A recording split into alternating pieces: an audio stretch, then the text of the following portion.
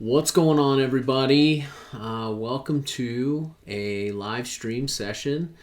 If you had some issues with the links, that's my apologies, but we did get a last minute fix in there. And if you're here, it's because you saw that or you went through the website and accessed it. But anyhow, really appreciative of the opportunity just to get on here again this month and just reel off some answers to some questions for you guys. So I just want to encourage you to start out, just jump in here. If you type the questions into the chat, I will get to those questions, and I'll sit here for 30 or 45 minutes and just answer as many questions as you guys push through to me.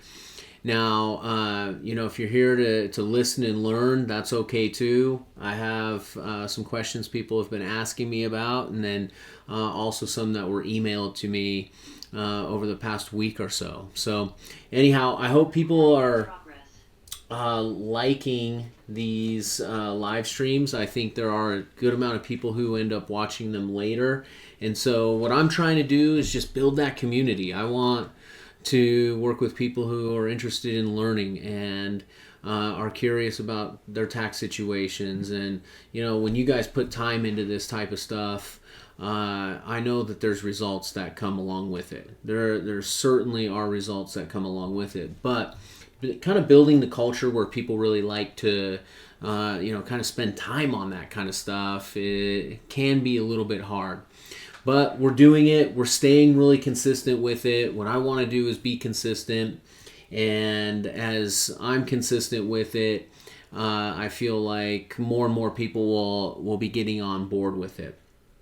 All right. So earlier today, I was talking to somebody who ended up having a difficult year in business and really didn't make a lot of money, but they had paid themselves through payroll and in their business. And when I sent off the return, they were a little kind of questioning how come maybe I didn't get as much money back as I thought I was going to. And so we kind of were going through and just reviewing the return together and just gaining a little bit of an understanding. And when you run payroll, you're going to end up paying federal taxes, Social Security taxes, and Medicare taxes. And just one thing that we had to clarify that I thought maybe would have been worth, some of the discussion is that Social Security and Medicare taxes are not refundable to you if you made no money. Those taxes go into the coffers, and they are a tax that goes into supporting each of those two programs. And so, there's not really a way to get Social Security taxes or Medicare taxes back. You can get your federal income taxes that you end up paying in back, and that's why people sometimes get refunds. And I just kind of thought that might be just an interesting point of clarity, because also another conversation I was having a week ago, somebody was really upset that they didn't get a refund back at all. And they were like, well, I have a kid, and I usually get a little bit of a refund, but they did not make money. They had a loss in their business, and they did not pay any income tax into through payroll or through estimated payments, and so there was no tax. And so she was kind of dumbfounded that she was getting no refund. And on one hand, I was like, hey, I know people don't really always understand tax returns and things like that. I just thought for general education purposes, it's probably worth mentioning that, like, if you don't pay taxes in, it's very, very rare where you're going to get anything back. I mean, sometimes there could be some refundable type credits, like an American Opportunity Credit, or maybe an earned income credit, like some things like that possibly, but typically you're going to have some income to receive that stuff. All right, I got a question from Hal here. How I'm selling a rental house. What information do you need, and do I need a tax payment estimate? All right, so good question. Got a lot of people who sell rental properties and kind of wonder what's going on. On the initial front, if we've been doing your taxes or your CPA's been doing your taxes, and it's been a rental, they're going to have on your depreciation schedule what you've already paid for it, maybe improvements that you've had over the years, and they're going to have the depreciation that has been taken all along on that. And so from a cost basis, usually we have a lot of that information. Now, if somebody came to me new and maybe didn't have a great accountant before, or maybe they were preparing their own returns, there may be a scenario where maybe we'd want to see maybe the purchase HUD from whenever you purchased the property, just to make sure that a lot of those selling costs, that closing costs when you purchased the property, were included. And so, typically from an accountant standpoint, we kind of have everything that's related to the cost. Sometimes you'll have some things that you ended up doing on the side to fix it up, or things like that. If you ended up doing like a renovation or a rehab just before to like prep it for sale, we would want to see a lot of those costs as well. And so, like kind of baseline, it's like get us all the costs, because that's going to directly reduce what your capital gain is. And so we're going to want to know what all of the selling expenses are. Now, if you have sold the house and you still have some stuff, then yeah, like there's going to be some availability for deduction. But on the second side of kind of where I'm going with like just selling a property in general, you're going to want the sales HUD.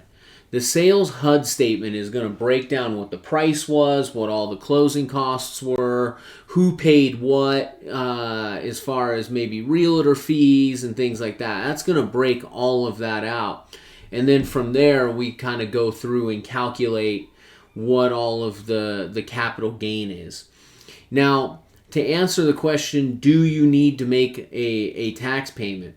The answer to that is yeah, you should.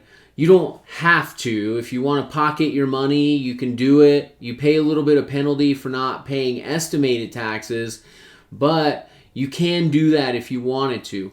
And so, a lot of times an exercise we'll just run through is, hey, if I bought the house for $200,000 and I sold it for $300,000 and closing costs are kind of included in that, you have a $100,000 gain. Like, depending on where you live, I'm probably going to end up having you send in between $15,000 and $20,000 as an estimated payment to cover capital gains taxes.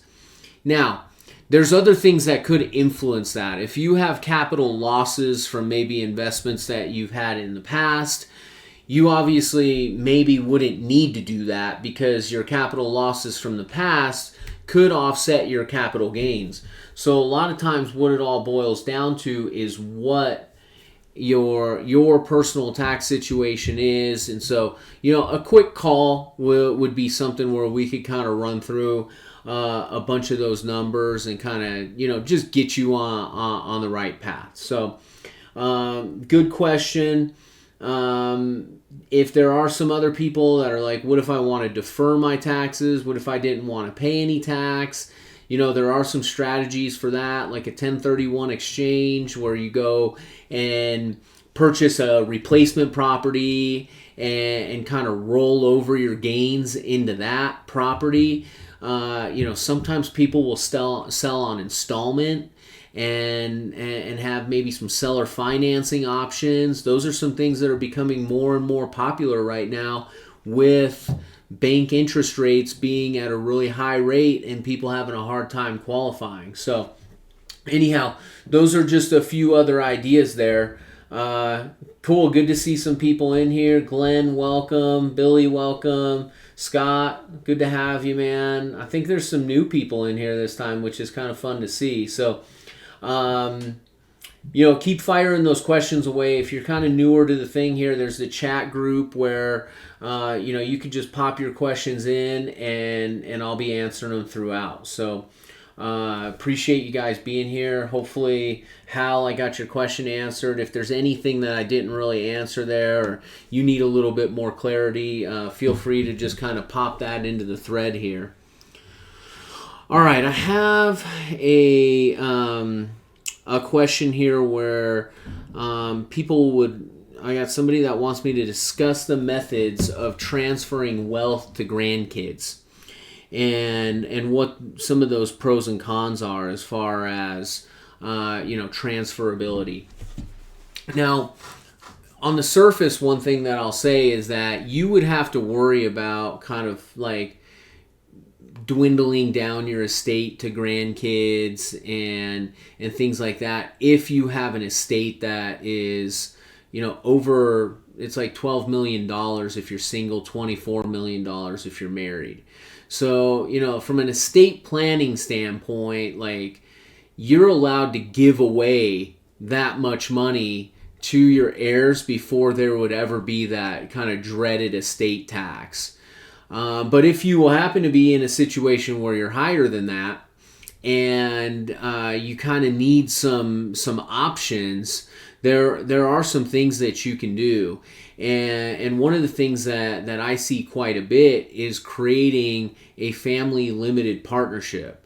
And this would be a business entity that is going to hold investments, but some of the ownership in those investments are going to be spread out amongst people in your family. So if you have a big estate and you have investments, let's say you're going to live for the next 20 years and you're going to continue to grow and grow and grow your estate to where maybe it exceeds some of those amounts. Maybe what you end up doing is saying, well, let's create this family limited partnership and I'll grow that estate, that business and those investments and all of that sort of stuff. But every single year when we file the tax return, there's going to be a portion of that gets peeled off to the heirs.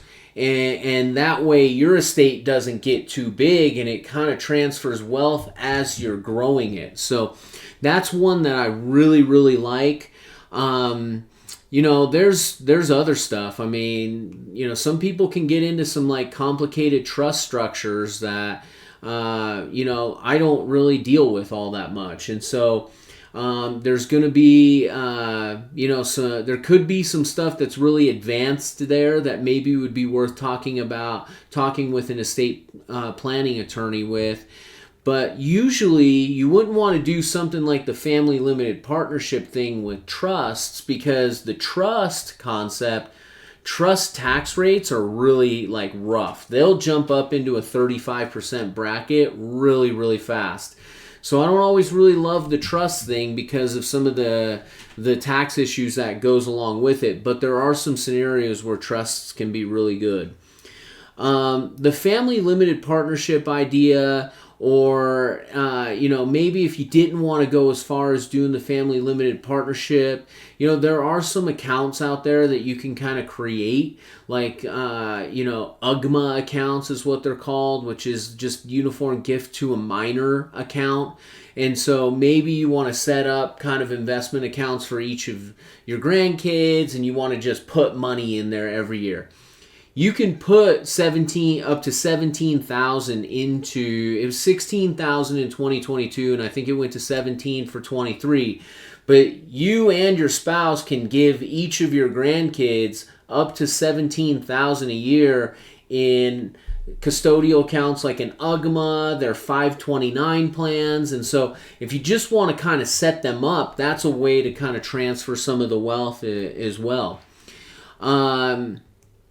Definitely want to also consider stuff like life insurance policies. I mentioned 529s for college savings and some of that kind of stuff. But there are some ways that you can put some money into some of those types of vehicles.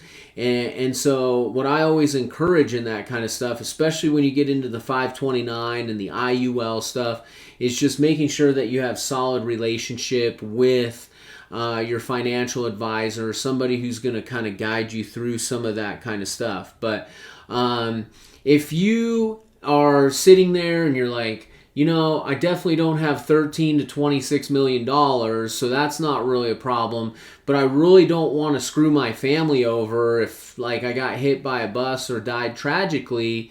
What I would always tell everybody to do is, at a minimum, set up a living trust. You want to get a living trust set up, because your living trust, you'll be able to appoint an executor. You stay out of probate court when it comes to your assets that you do have. The executor has clearly written directions on what to do with whatever assets that you have, so family members don't fight. If you ended up having kids, you can put into your living trust who you would want to take care of your kids. You could put medical power of attorney in there and talk about, if you wanted to be on life support and different things like that. There's all these different things that you can do from a control standpoint that are really, really good at just making sure that there's no drama after you're gone with the family. It costs a couple $1,000 depending on where you're at, $1,500 to $2,500. But that's so much better than, creating a will for $79 and then having your family fight about it in probate court because, maybe they thought certain promises weren't kept or something along those lines. So, at a minimum, what I'm going to say is invest in a living trust if you're concerned about posterity and kind of what you want to do with those assets centered around posterity. So, anyways, cool question. It's probably something that all of us sometimes think about, especially if we have kids. All right, let's see. So somebody wanted me to explain the benefits of a 529 college education plan. A college education plan is going to be kind of an investment account, actually, where you can contribute to it, and on an annual basis, a monthly basis, whatever you decide to do, but that money is going to be invested in as your kid grows from a baby up to 18 years old. If you continue to commit to it, it continues to have growth. What's going to end up happening is by the time they're 18 years old, they're going to have this account that maybe you put 10 grand into it, but it's worth 40 grand. And so if they graduate from high school and then go to college, they can use that 40 grand towards college and not pay any tax on that 30 grand of growth. It's kind of a cool concept. If the person doesn't go to college and they just want to distribute the money out, then you have to pay tax on the growth. So, the pros of it are cool because it grows tax-free. The cons would be that you don't really get anything for contributing to it. You don't get a tax deduction for it. In some states, there's a tax credit, but they're usually pretty minor. Maybe you save $250 or something like that for your contributions. And so, you'll have some of that kind of benefit, but like, they're easy to maintain. If you just end up, setting one up with your financial advisor, they usually set them on autopilot and it just takes out $100 a month, and, you don't have to file any tax forms. Doesn't matter how big the account gets. They're transferable. So like if one kid didn't go to college, you can give it to another kid. So anyhow, there's some good benefits to 529 plans, but I also know people who, do other more creative things instead of doing that. Maybe they would invest in real estate with that money and have their kid manage it. And so, if you were sitting there, you're like, hey, should I, drop 30 or 40 grand into a 529 plan today when my grandkid is born? Maybe instead it's like, well, maybe I should go buy a little condo that's like right next to a university. And, when they... you get appreciation in the place and it generates monthly cash flow for you potentially, that could outpace the market. And when your grandkid graduates from high school, it's like, well, now you could go live in this place right next to the university. You can sell the place and pay for college. And so I've known some people who are like, I'm staying away from the 529 plan and just doing some other stuff that way. So yeah, kind of interesting, but do it. Do all the things. Do all those good financial smart things if you're in a position to help, because we all know that costs are going up. Inflation's been crazy, and it's kind of hard for some of the younger people to kind of like get off the ground on some of that stuff. All right, let's see. We've got a question here that says, how can you use rental losses to offset ordinary income by becoming a real estate professional? However, this will not allow you to use... Okay, so, that's a question that I get a lot, would be something centered around the concept of real estate professional. Anybody who invests in real estate has kind of heard this term, but maybe doesn't always know exactly how to qualify.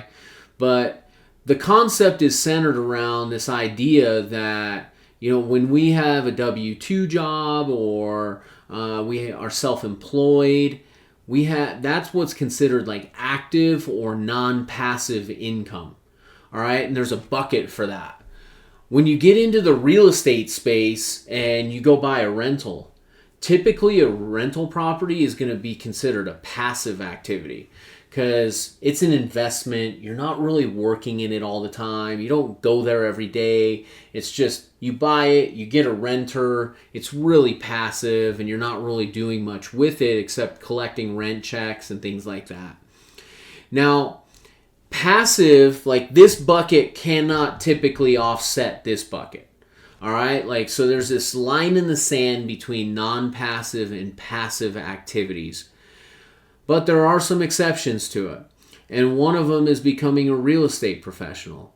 And so becoming a real estate professional is when you are actively working in real estate all the time. You might be running a brokerage, you might be an agent, you might be a house flipper. There's a lot of different activities that kind of could make you a real estate professional.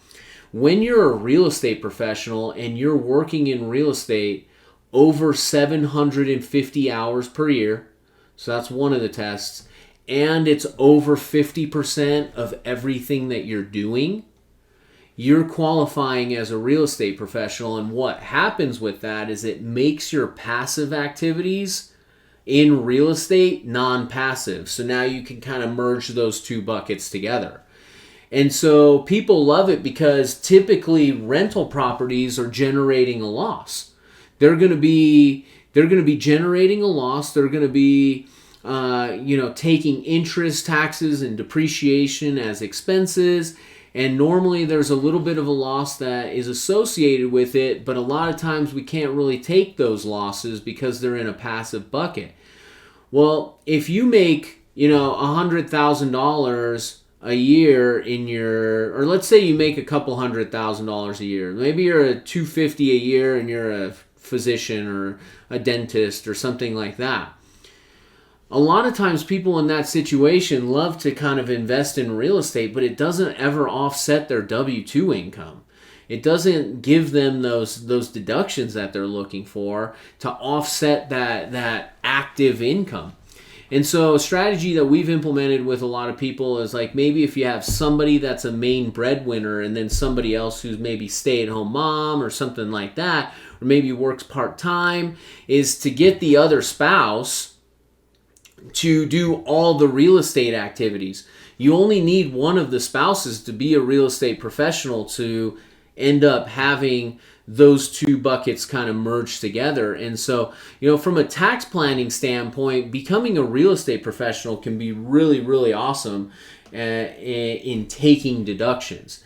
So just something to kind of consider there is that, being a real estate professional unlocks the ability to offset your active income with passive, technically things that are typically passive activities, like a rental property. All right, let's see. We got. I'm helping start a rugby league, and my partners are convinced a nonprofit structure is best. They think that since it's a nonprofit, it would be more advantageous to sponsors being able to write off sponsorships. Is it really better, or would it be the same if we had an LLC and they wrote off the sponsorship as an advertising expense?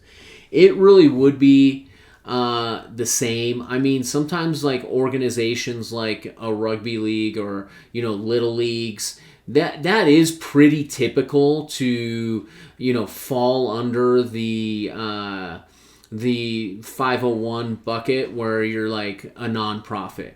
Those are the types of things a lot of times that people go nonprofit on, just because it's a little bit easier to solicit contributions and all of that sort of stuff. Now, if a business said, "Hey, I want to sponsor the league and put an advertisement on, the sidelines or something like that." Could an LLC still write that off? Of course. Like they could still write that off as advertising. And so, there's not a huge difference there. But typically I would say like the nonprofits are a little bit harder to manage. We don't do those as much as we do typical LLCs, but definitely not impossible. If there's not really a profit motive and you want to just kind of give back whatever you're going to bring in, then I would say kind of the nonprofit route is a good way to go. If you're looking to like generate money and you want to pocket money and you want to like grow it to where it's something that is an income generator, then I would go with the LLC. All right, let's see. I have a C Corp that manages the rental house that I'm selling. This entity is charging a yearly management fee to manage the house based on rental income. Can the C Corp collect a fee for all the work that's involved with selling the property besides the realtor fees paid at closing? Can a C Corp charge the LLC a 1 to 2% fee for all the activities that are related to it? All right, so what Hal's kind of getting into a little bit here is kind of a little bit of advanced structuring, entity structuring that we would kind of look at for people. Now, sometimes what we'll do, if it makes sense, is somebody will have their active business here, and then what we'll do is we'll create a separate C corporation that is alone, it's by itself, but the idea is to manage all of the activities that are happening in your regular LLC. So what Hal's saying is, I have LLCs that are in a investment. I have rentals that are in an LLC. I have a C Corp that is like the property management company of the rentals. So we operate the property management company over here. So what he's asking is it appropriate for a property management company to charge a management fee to the LLC in exchange for kind of those management services rendered? And the answer to that would be yes.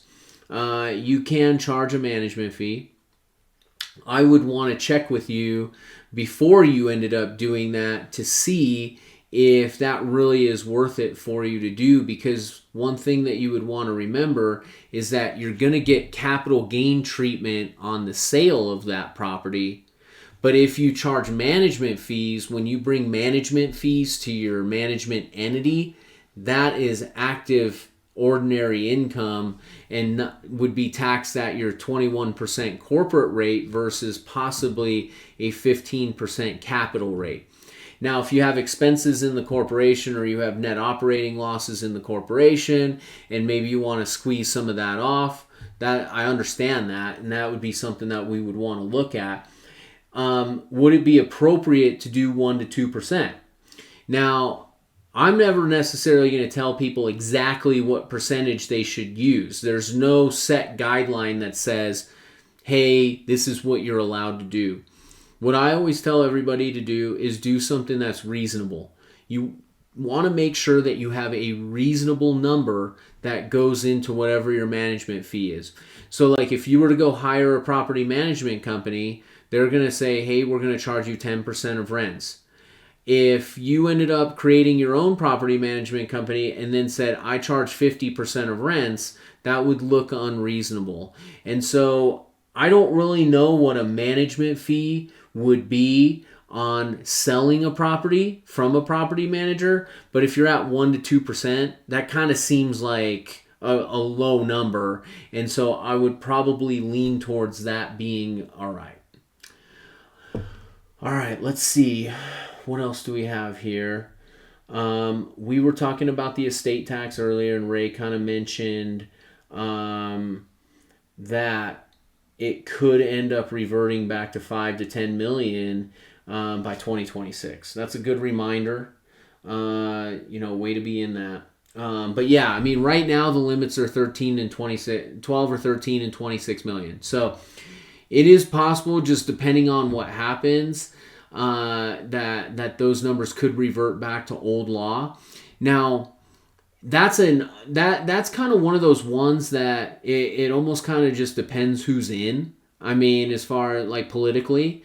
So, typically one party is going to let those expire and let that come down to an old number, and another party is going to say, hey, less tax is better. So, if that does happen, you could get up to 2025, and right at the end of the year, they'll put an extender in and say, hey, we're extending the estate exemptions to 2032 or something like that. So that's totally possible, and that happens all the time.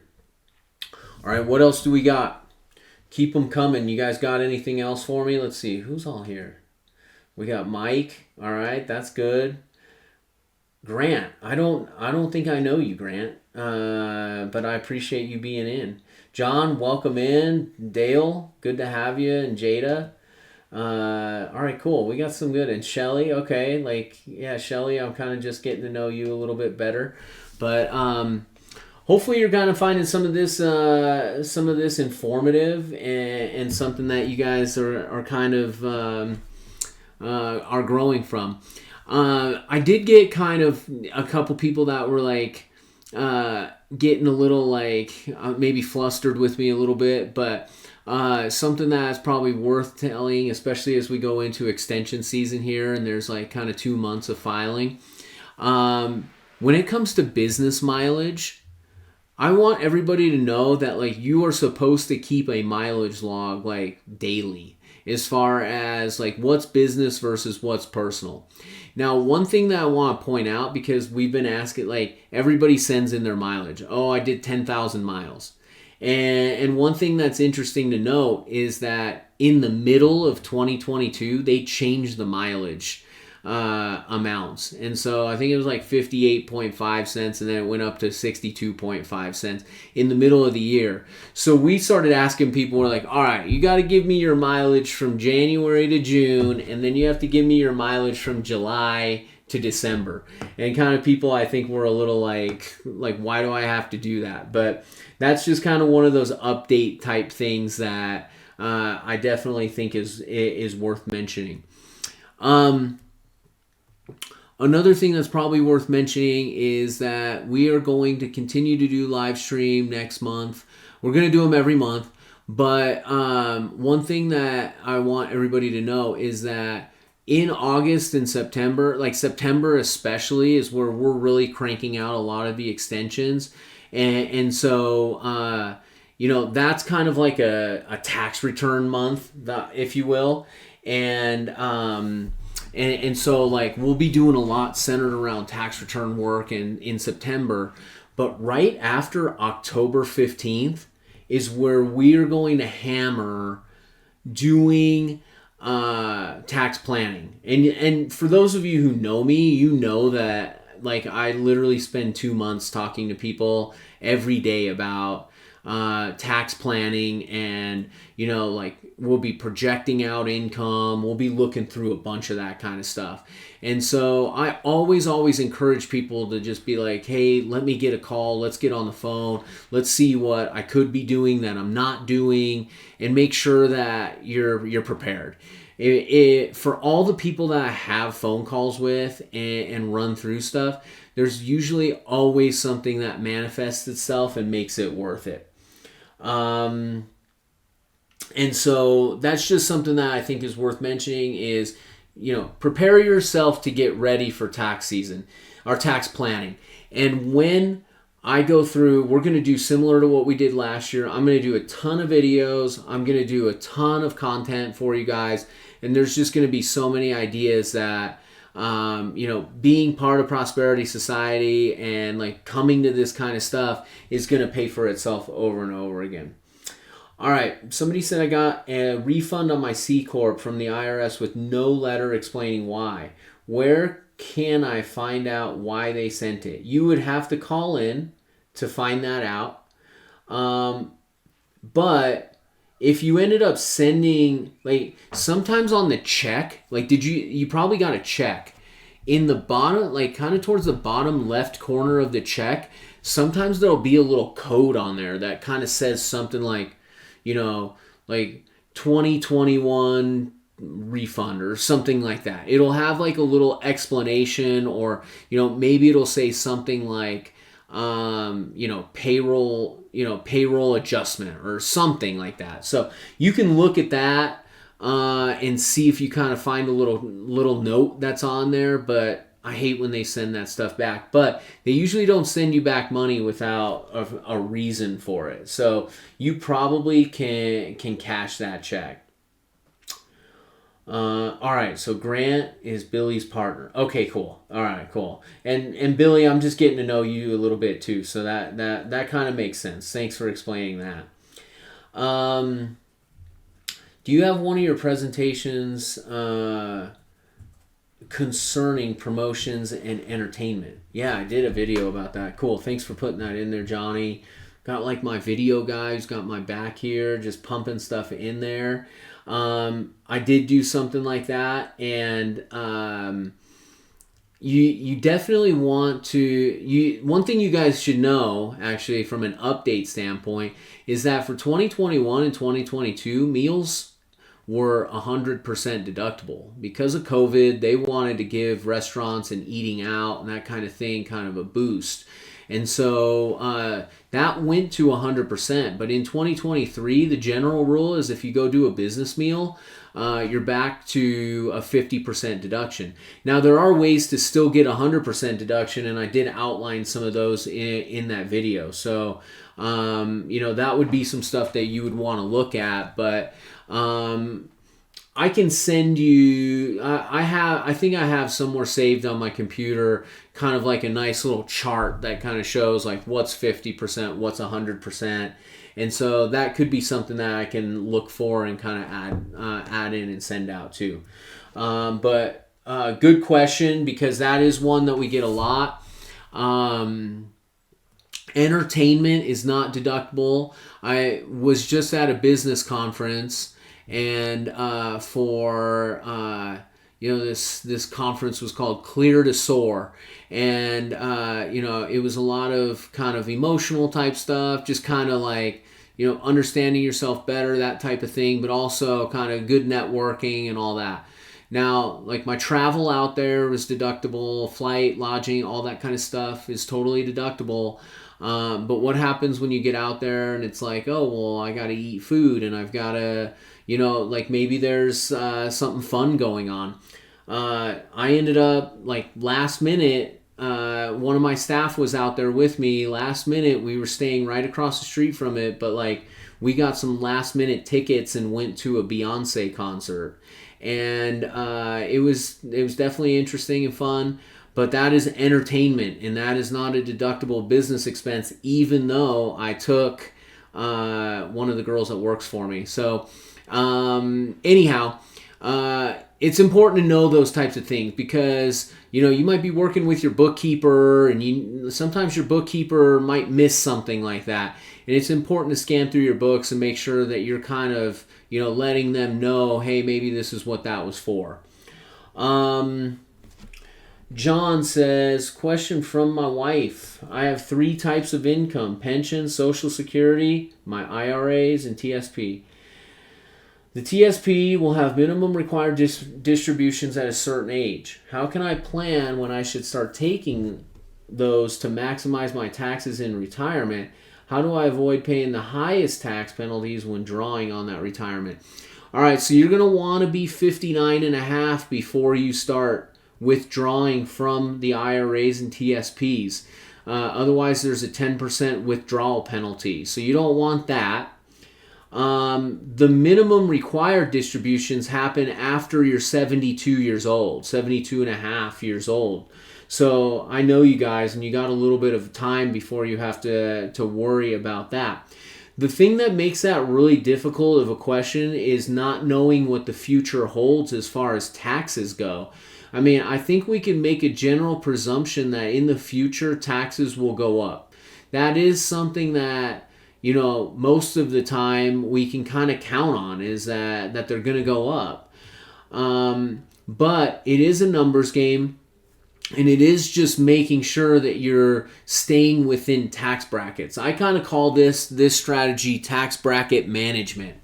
And I actually think I've done a video on this before as well. But tax bracket management is going to be looking at how much you're taking from those buckets and kind of making sure that you're staying within a reasonable tax bracket to do it. So, you know, for example, if you've got Social Security and your pension and, you know, you make $100,000 a year off of those two things, and you're sitting in a 24% tax bracket or 22% tax bracket because of those two items.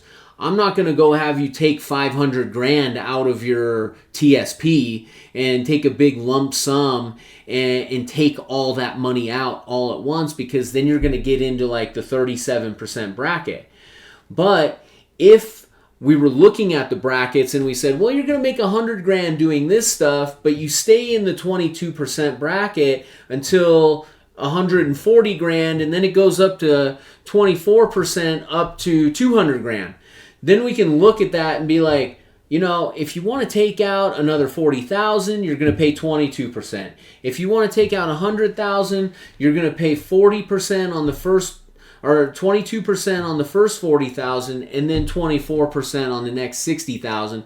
So we just kind of manage brackets, and we kind of look at kind of what you need on that kind of stuff. So that's a really good year-end discussion, though. I know, like, there's people in the thread here who we have those conversations on an annual basis. Like, okay, you know, here's what I made this year. How much should I convert from my like traditional IRA to my Roth IRA, or how much should I pull out, you know, without getting buried with taxes and that sort of thing. There's not really penalties other than the early withdrawal, so you don't have to worry about penalties. You just maybe be penalized by pulling yourself into those higher brackets, but those are the discussions that we have at year end and why tax planning is so important. That's a really solid question, though. Thank you for giving that, because that is one that a lot of people will have. All right, do we have anything else? All right, was this good? Let me know if it was good.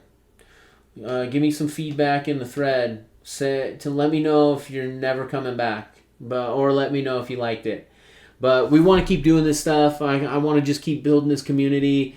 Right now it's once a month. If we can blow it up and get it bigger, I will do it every week if we needed to. But for right now, it's once a month.